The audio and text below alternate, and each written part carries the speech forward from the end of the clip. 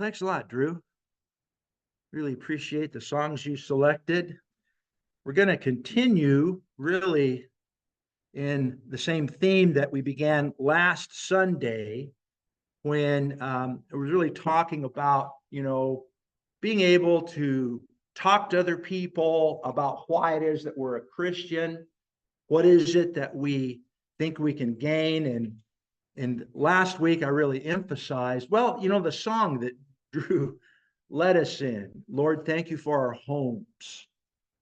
Now stop and think about that when we were singing that song, thank you for our homes. What do you think the word home represents? Do you think that song was about, Lord, thank you for the fact that I started off in a 800 square foot, one bedroom apartment, and now I have an 1,800 square foot, three bedroom home, and I'm hoping that I'll get a 3,000 square foot home someday. You think that's what the song was talking about? What was that song talking about? It really wasn't talking about material things, was it? What is the home? The home. And that's what we began. Excuse me. I've got a little frog in my throat there. That's what we began talking about last week. That's the value of Christianity. Christianity teaches me the nature of what this life is and really what the problems are that we struggle with in this life. The problems that we really struggle with in this life are not really material in nature. And that doesn't mean we don't have material problems. That doesn't mean that you don't have an old beat up car that hardly runs and you're just kind of having to put more money into it than you can afford to put into it. My point is not that we don't have material problems, but my point is this: that's not the real problem. All right. That's not really what prevents us from flourishing in this life. That's not really what keeps us from having a good life, a happy life, a contented life. You know what keeps us from really having a good life, having a happy life, flourishing in this life? Those are spiritual issues. And that's what we began studying last week. And that's one of the most important things that I think you and I can communicate to another person who's maybe a little bit curious about, well, why are you a Christian? That we can in some way tell them, here's why I'm a Christian. I am a Christian because Jesus, God, and the Holy Spirit, through the good news, through the gospel, has taught me that the real solutions to every problem that I encounter in this life, everything that keeps life from being good and wholesome and rewarding, everything that keeps me from flourishing is primarily spiritual in nature. And God has taught me that. And that's why I'm a Christian. Because it gives me solutions that really work. And it doesn't matter if I'm still stuck in that little 800 square foot, one bedroom apartment. I can be happy and I can be content and I can flourish, even though my car, well, it's not so hot. Okay. Now we're going to continue, and specifically in this lesson today, talk specifically about Genesis. Genesis, the first book of the Bible, begins by really emphasizing this same idea, this same concept. And so by understanding what really is going on in the opening chapters of the book of the first book of the Bible, it's very helpful. First of all, that allows me to understand how things really work, how life really works, and what life really is all about, and what I'm supposed to do while I'm here in order to have a good life, a successful life, even though I live in a very chaotic, crazy world. Even though there's wars going on, and even though there's lots of unfair things happening to good people. Sometimes it happens to me. How about you? All right. That's what Genesis is really talking about. And that's what I want to share with you this morning. Well, how does it talk about that? How should we understand that? How does Genesis help us understand our real problem? And again, keeping in mind the lesson last week, our real problem is spiritual. It's not material. Doesn't mean that there aren't material issues. Doesn't mean that there aren't material concerns that are legitimate for you to address. God's not telling you that you can't want a new car. He's not telling you that. He's just saying it needs to be lower down your list of priorities. That's what being a Christian has taught me. That's what being, and how we can successfully navigate this sometimes very difficult, unfair, chaotic, crazy world in which we find ourselves. And by the way, in subsequent lessons, we'll see how Genesis talks about why we live in a crazy and chaotic world. How'd that happen? Well, Genesis will explain that too, but we'll save that for a subsequent lesson. So the first thing, and I just put this in because sometimes as you talk to people about the Genesis account, you're probably familiar enough with chapter number 1. I mean, what's the story of chapter 1? Well, it's the creation of everything, right? Creation of the world, creation of the whole universe. And there's lots of people who may have a little problem with that story. They may think that it's sort of just a fairy tale. Well, you don't think that really happened, do you? I mean, that's just a myth. And then I think that's especially so for people who might consider themselves to be scientific. So as you try to talk to people, as you understand Genesis, the first chapter, you may need to talk to them, first of all, about the factualness of the account. I think that, again, it will take other lessons to go into more detail on this, but I think we can demonstrate the reliability of the account. This is what actually happened. Genesis 1 needs to be understood as literal. And I think the biggest impediment, and this will be one of the main things I'll explain as we go through there, and that is, addressing the question of, does the supernatural really exist? And of course, you read Genesis, the first chapter. Well, let's go ahead and read it. It's pretty clear that this is a supernatural. This is not a natural explanation. This is not trying to come up with, natural occurring events here. This is all this is all miraculous stuff. What's being described here, would you agree, is outside the realm of nature? Okay. So let's just read it. We won't read the whole thing. I'll just read some of the introductory verses, just so to kind of remind you of a story you're probably already pretty familiar with. Genesis 1:1. In the beginning, God created the heavens and the earth. And the earth was without form and void, and darkness was on the face of the deep, and the Spirit of God was hovering over the face of the waters. And then God said, "Let there be light," and there was light. And God saw the light, that it was good. And God divided the light from the darkness, and God called the light day, and the darkness he called night. So the evening and the morning were the first day. And then God said, "Let there be a firmament in the midst of the waters, and let it divide the waters from the waters." Thus God made the firmament. He divided the waters which were under the firmament from the waters which were above the firmament, and it was so. And God called the firmament heaven, and evening and morning were the second day. And then God said, "Let the waters under the heavens be gathered together into one place. Let the dry land appear." And it was so. And God called the dry land earth. The gathering together of the waters he called seas. And God saw that it was good. And so the text goes on, the narrative goes on through each of the successive creative days. You get the picture there. And this point is just landing on, this is describing a supernatural event. Okay. Now, the thing that's important to understand about this is that there's really no way that you can adequately describe the beginning. That's called cosmology. Cosmology is the study of the beginning of the universe. And even the evolutionists, even the scientists who don't believe in the Bible, when they try to put together what they call a scientific explanation for how the universe got here, in some way, shape, or form, they make a supernatural appeal.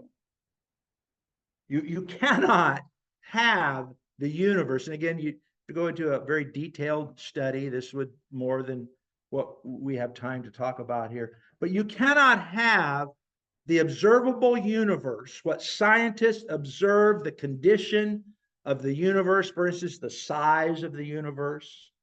The other thing is the cosmic microwave background, the CMB, is homogeneous. Again, it doesn't matter. You can look all this stuff up on the internet if you want to, and you can find out all you want to about this stuff.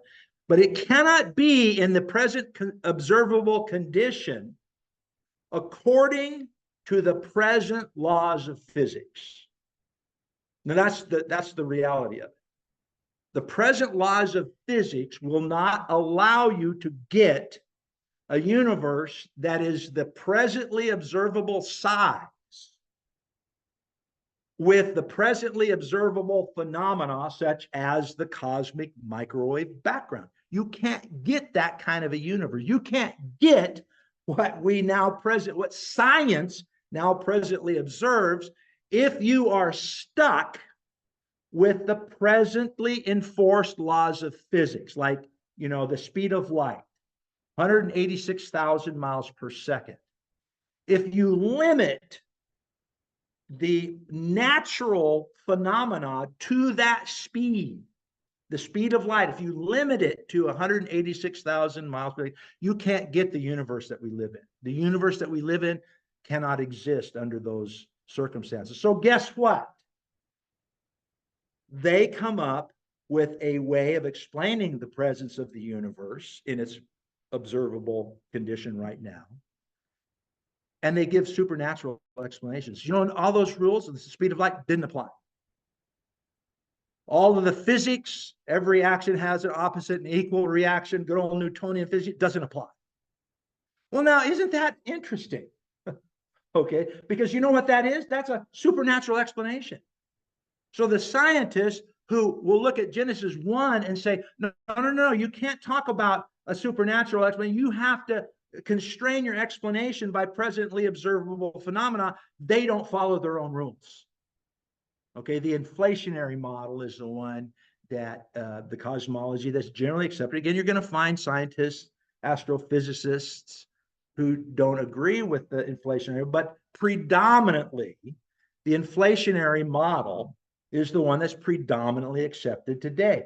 And for the inflationary model to work, you have to have all kinds of things happening that are not allowable under the present laws of physics. For instance, the speed of light doesn't exist. You have light that can travel geometrically faster than 186,000 miles per second. That's the only way you can explain the present condition of the universe, is that all those rules that they want to constrain upon me when I read Genesis 1, they don't follow those rules in their own explanations, you see. So that's important to understand. All explanations of our existence, the existence of the universe in presently observable condition that it is in right now, cannot be explained without an appeal to things happening that defy all the laws of physics. Okay, so that needs to be understood from the get-go. And we'll talk more about that, the allowance of the supernatural. That's the big hang-up. The big hang-up is that people don't want to allow the fact that there can be a God. Okay, now, that being said, most people that you're going to talk to are not going to have a problem with that. The surveys all show the same thing. 80% of the population of the world, not just here in the United States, population of the world, 80% of the people have no problem with the existence of God. They understand, 80% of the people understand that's the most logical explanation. The most logical explanation for how the universe got here, how we got here, is, guess what? The story that you're reading about in Genesis 1. Most people. So I just put that in because you are going to maybe run into that. But most people don't really have a problem.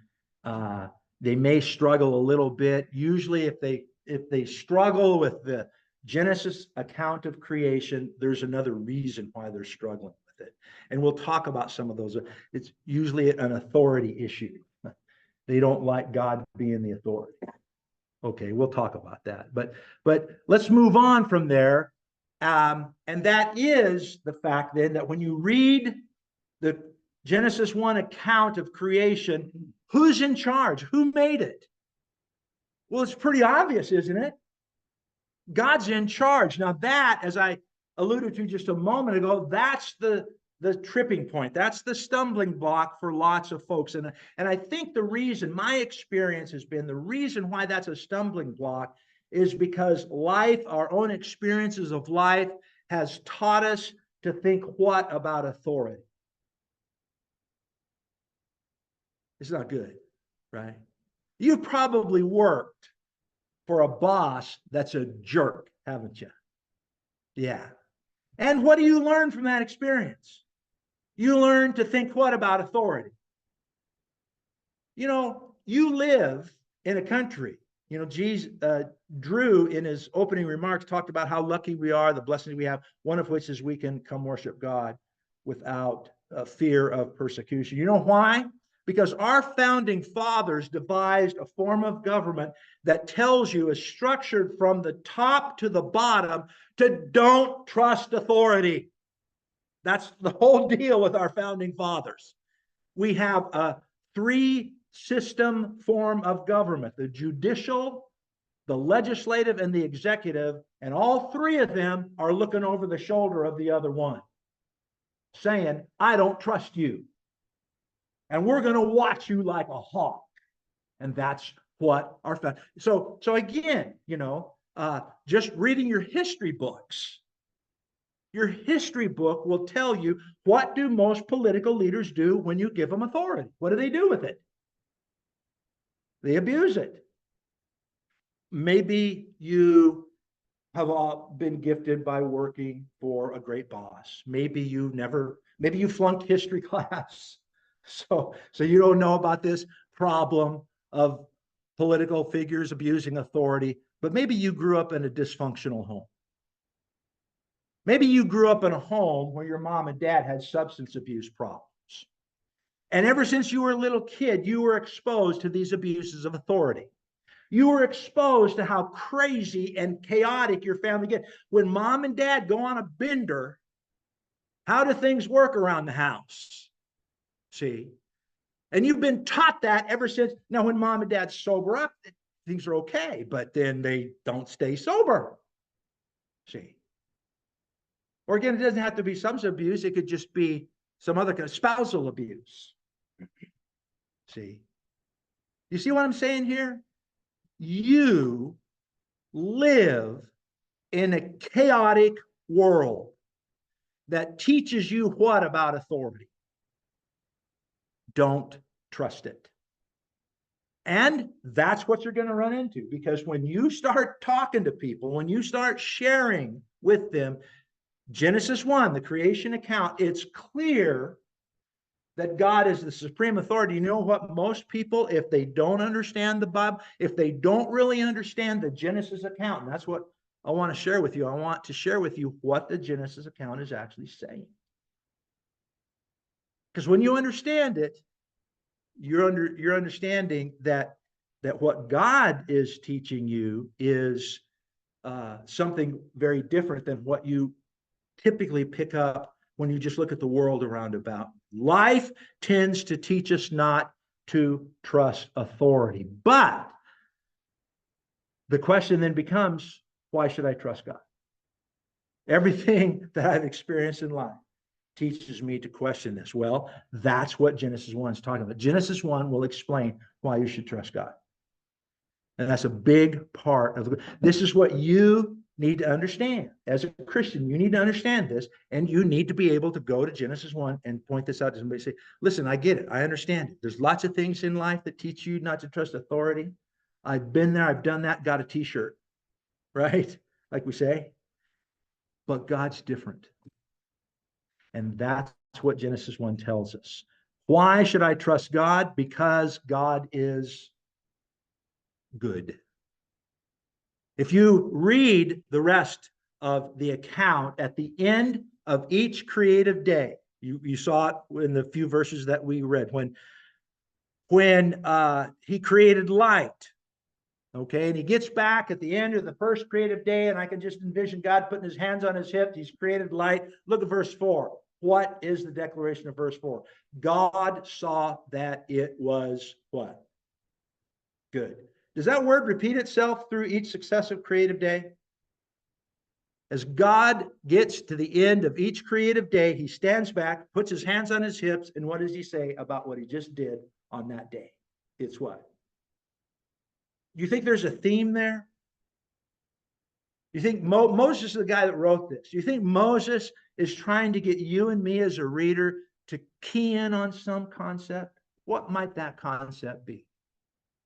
That God is what? God's good. That's what being a Christian has taught me. Being a Christian, Genesis, the first chapter, has taught me that I cannot use the things that I see in the world to describe how I think and visualize and conceptualize God, because the world is a terrible explanation for what God is really like. And these passages, these are just a handful of the verses, Genesis 1, 4, 10, 12, 17, and 18.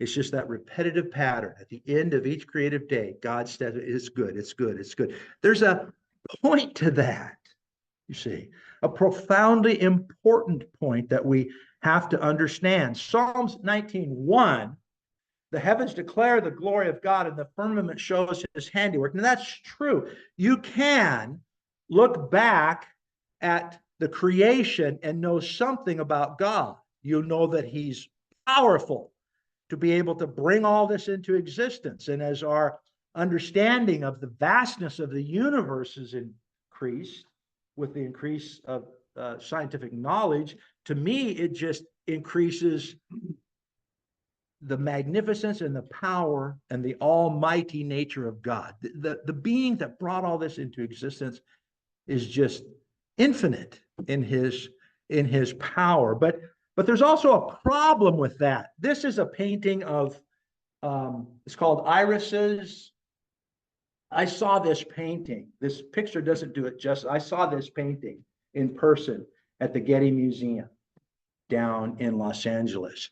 And the way they displayed it, that might have been part of it, because like came around the corner and boom, there it was. And they had like, spotlights on it. And it took my breath away. But you look at that painting, what can you know about the painter from that painting? If that's all you've got, this is your universe. Your universe is this painting of these irises. What can you, well, you can know he's pretty talented, right? There's some things you can know about him, but would you know that this particular painter suffered from mental disease his entire life? To such a degree that he ended up killing himself with it. He took a gun and shot himself, killed himself. Would you know from just looking at that painting that he died in poverty? He was not commercially successful. Could you look at the painting and figure any of that out? See what I'm saying? You really wouldn't know. You have to go outside the painting. Get what I'm saying? If you're stuck inside, then this is what the scientists who say, you just can only use the rules of physics to describe how we got here. They're stuck inside the painting, and it's very limited. The painting can tell you some things, but not much. By the way, this guy's name was Vincent van Gogh that painted this. Vincent van Gogh. And you can go on the internet, and it's really a tragic lie. But see, I went on Wikipedia, and studied all. There's a great article on Wikipedia. See, and that's what we're talking about. Now, that's what we need to understand about God. You can look at His great, the heavens declare the glory of God, but as far as His nature is concerned, you can't just look at the universe and understand His nature. You have to go to the Wikipedia article about God. And you know what the Wikipedia article about God is called? It's called the Bible. This is it right here. This, and that's what Genesis 1 is doing for you. Genesis 1 is telling you crucial, vitally important information about the painter of the whole universe. That painter is what? Is good. And that's vitally important to understand. God is good. And that's why Genesis 1 is so important. See, because too many people aren't paying attention to the Wikipedia article, and they're just going out and they're just looking at the painting and saying, well, you Christians talk about how God is so loving. Well, why is this war going on over there in the Ukraine? Tell me that. Why doesn't God do something about it? You ever hear people say stuff like that? Yeah, well, get outside the painting. You're stuck. You're up there looking at the irises, and that's all you can see. Get outside that. That's why this is so important. That's what Genesis 1 is all about. And that's what we need to be sharing with people. That's what I have learned. The first thing that the Bible tells us, Genesis 1, the first and I think the most primary quality, characteristic of God that the universe cannot reveal. It can reveal that He's powerful. It can reveal that He exists. It can do that, just like looking at that painting. You look at that painting, you know there's got to be a painter, right? Well, the universe can do that, but it can't tell you the nature of that painter. It can't tell you the quality and character of that painter. And if it does so, only in a very limited sense. You have to get outside the painting. That's what Genesis 1, that's why it's so important. We need to be pointing this pattern of good, good, good at the end of each creative day. See, and that's vitally important. Okay, we're running out of time here.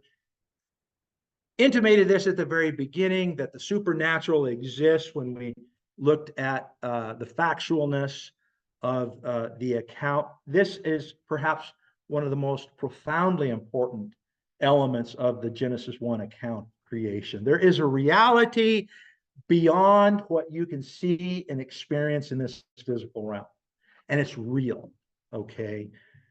You look at a passage like Hebrews 11:1. Let's go over there. And I mean, the Hebrew writer sums up one of the primary points of Genesis 1 very succinctly, okay? And what it's pointing to is the fact that there is a supernatural reality that exists over and above what we can see in the material, natural universe. And in Hebrews 11, verse number 3, by faith we understand that the worlds were framed by the word of God. That's going right back to Genesis 1, right? The worlds were framed by the word of God so that things which are seen were not made by things which are visible. And so that's the whole point, is that just the stuff that you can see will not adequately explain the world you live in, because it's just a partial. The physical manifestation, the literal manifestation of this universe is only a partial view of reality. And the reality is the supernatural exists. This is the big hang-up for people. Well, I don't know if Jesus really walked on water or not. Hey, listen. You have to get out of this mindset that the only thing that exists is what you can physically see. This is one of the primary points. This is what being a Christian has taught me. Okay. And again, one of the other explanations, we talked about the inflationary theory, the cosmological explanation given by scientists who bring about supernatural explanations and just hide it in their, complex mathematical formulas. Another one is the multiverse. You heard that one? The multiverse? If you've watched any of the superhero movies, they talk about the multiverse. There's lots of different universes out there, and they're just in a dimension. Well, once again, they're in a dimension that is non-observable. That's the whole point of the multiverse theory. You can't see them. We're stuck in one of the verses of the multiverse, and in this version of the multiverse, you can't see any other what? They're unobservable. Well, that's a supernatural explanation. Okay? I mean, so the point is the supernatural exists. This is what we've got to get people to begin to understand. All right? It's real. God exists. If you want to call it a multiverse, fine. God lives in a different multiverse than you do. I'm okay with that. He's in a different dimension than we're in. I'm okay with that. That's exactly what the Bible is telling us. Okay? And so that's supernatural. That is a realm. God exists in a realm that's above the boundaries of this material universe. He is not bound by space and time like we are. He's not bound by the laws of physics like we are, because he doesn't exist in our realm. The supernatural, that's all. I'm not talking about witches and goblins when I say supernatural, okay? I'm not talking about that. I'm talking about a realm, a dimension above our own, the ones that we can observe in this present universe. God exists in a realm above it. He's not constrained by it. Okay. And that's one of the most profoundly important recognitions you get. And then subsequently to that, what we see in Genesis 1, let's go back to Genesis 1. And again, profoundly important that we get this is that you have a purpose. This is one of the things that evolution has stripped away from us. Evolution actually, it implies that you and your life has no more value than a bacterium. You don't deserve to live any more than that bug crawling on the sidewalk. I remember Alyssa when she was in, I don't know, first or second grade, and they were walking out of the classroom, and she saw a beetle walking on the ground. She walked over and stepped on the beetle, and the teacher got onto her. That beetle has just as much right to live as you do. And Alyssa said, it's a bug. A 7-year-old kid had a better grasp of the reality in which she exists in than a credentialed school teacher. Okay? So that's the point. You have a purpose, and I want to tell you something. That purpose transcends being a bug. And that's stated to us very clearly and very succinctly in Genesis 1 at verse number 27. This is beautiful. Listen to this. Genesis 1:27. It says, so God created man in his own image. In the image of God, he created him. Male and female, he created them. So first of all, don't get thrown off on a gender issue. This is not about gender. He created them, male and female, he created them. The nature that them, both the male and female possess, is a nature that's in the exact image of who? You. Doesn't matter if you're male or female, are made in the image of God. And that's one of the most profoundly important principles you can understand. If you can share that with another human being, you will be doing them an immense favor, because you're more important than a bacterium. You have a purpose and you have a plan, and that is alluded to Verse number 28. Then God blessed them, both Adam and Eve. God blessed them, and God said to them, be fruitful and multiply, fill the earth and subdue it, have dominion over the fish of the sea, over the birds of the air, and over every living thing that moves on the earth. And that is your purpose. Your purpose is to carry out those good works. Okay? Paul explains it. Let's go back to Ephesians.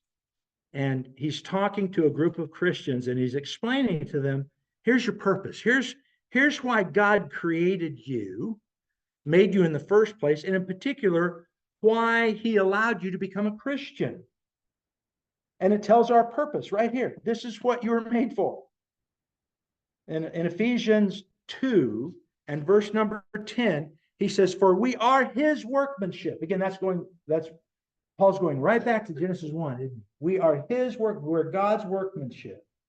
Created in Christ Jesus for what? For good works. Now, where did we hear that idea about good?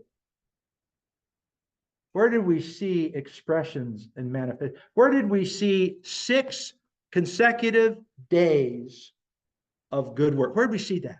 Does that ring a bell with anybody? That takes you right back to Genesis 1, too. And that's all you got to do. All you got to do is go back to Genesis 1, and you'll see God saying, here it is. Now, you can't just say the words and make light appear, but I'll tell you what, you can do good works, just like God in whose image you were. You can follow his pattern. You can say, that's what I was made for. I was made. You go back to, well, let's do that. Let's see what the original condition of the primordial stuff that God made the universe out of, what was its original condition? You're told its original condition. Let's go back and read it. Genesis 1. In the beginning, God created the heavens and the earth. Now listen, and the earth was without form and void and darkness. Darkness was on the face of the deep. What was the original condition? It was chaotic. It was dark. It was bad. And God went into an environment that was previously chaotic, dark, void, nothing good. And what was the first thing he did? He made something. He made light. And it was what? It was good. Well, there you go. God says, I made you to go out there in the world, and maybe you live in a dark and chaotic work environment. Do you? Do you live in a dark and chaotic work environment? You know what God made you to do? He made you to go into that work environment and just add to the chaos, brother. Is that what he made you to do? No. He made you to go into that dark and void environment and do what? Do something good. Now, maybe nobody will ever pay attention to you. Very often that maybe they don't pay more attention to you than they do to God. They don't pay much attention to God. But that's what God made you to do. God made you in his image to go into a family and do what in that family? Add to the chaos? Manipulate and control? No. He made you to go into that family and to do good. Now, can you see how we can just keep on going? The example I use all the time is, people don't drive their car the way I think. How about you? Did everybody drive the way you think they ought to drive? So here's what you do. You go out on the highway and add to the chaos. That's what you do. You get right up on their bumper and you put the high beams on that guy. That's what you do. Is that what God made you for? Do you see the beauty of God in the goodness? And he's saying, listen, I laid it all out for you, brother, sister. I laid it all. All you got to do is read Genesis 1. Just read Genesis 1, and I'll show you what's good. Now, there's a lot more to it. It's not just Genesis 1. It's in the book. It's all right here. His definition of good. And I'm going to tell you something. That's the problem. All right. The problem is God created you to express dominion, to gain rule and mastery over a chaotic world. But you have to do it how? The way the world tells you to do it? The way Putin thinks you ought to do it? The way Adolf Hitler thought you ought to do it? The way your crazy boss at work thinks you ought to do it? The way that the teacher at school that half the time doesn't really know what they're talking about is telling you how to do it? You listen to God and say, that's how I think I'll do it. I think I'll let God tell me what is good. And I'll think that I'll follow the very purpose for which I was brought into this creation, to do good works. And that's the problem, see. There's a lot of people out there in the world, they're expressing their dominion all right, but it's not good. And being a Christian helps me understand the difference between those two. Well, what's good? What's good dominion and what's bad dominion? See, how do I figure that out? Well, I'll give you a clue. The world doesn't know. The world's doing a terrible job. It's trying to express dominion, but it's just doing a generally incompetent job of it. But God, maybe you're in a place this morning where you understand that God has a whole different plan in mind for you, a whole different purpose. Your life has meaning. Your life has purpose. To do good works which God aforetime prepared. You can begin to fulfill that purpose if you're not yet a Christian by coming forward, hearing, believing, repenting, confessing, and being baptized. Maybe you're already a Christian, but you can see I've lost a little footing there on my expression of dominion. And I can see it's been bad. I can see sin has come back into my life. As a Christian, you can claim your birthright, ask it at any time. Doesn't have to be a church. At any time, you can ask God to forgive your sins, but you can take advantage of this time if you'd like, asking for God's forgiveness and asking for the prayers of your brethren on your behalf. If you're subject to this invitation, come forward, make your wishes known, while together we stand and sing.